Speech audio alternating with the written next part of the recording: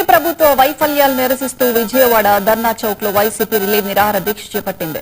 DSC నియామకాలపై సమగ్ర విచారణ జరిపించాలని, నిరుద్యోగ భృతి అమలు చేయాలని వైసీపీ నేతలు దేవినేని అవినాష్, మల్లాది విష్ణు, వెల్లంపల్లి శ్రీనివాస్ డిమాండ్ చేశారు.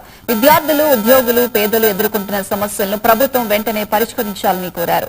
డీఎస్సీ వ్యవహారంపై బాధ్యత వహిస్తూ విద్యాశాఖ మంత్రి నారా లోకేష్ రాజీనామా చేయాలని అన్నారు.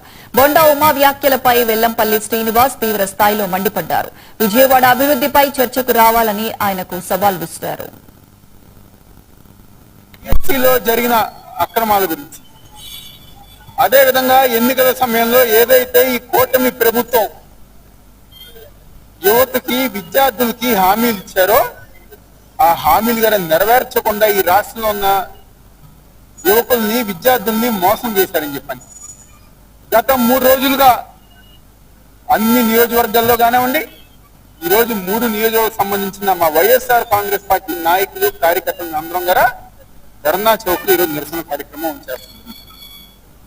ఈ రోజు ధర ప్రభుత్వం దిగివచ్చి సమాధానం చెప్పకుండా కేవలం వైఎస్ఆర్ కాంగ్రెస్ పార్టీ నాయకుల మీద వ్యక్తిగత దోషం తప్పితే ఇంకా ఏది కూడా చేయట్లేదు.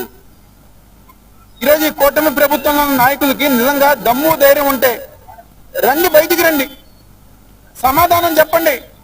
మీకు నిజంగా సిగ్గుంటే ఎన్నికల్లో ఏ హామీలు అయితే మీరు ఇచ్చారో ఆ హామీలు అమలు చేయండి.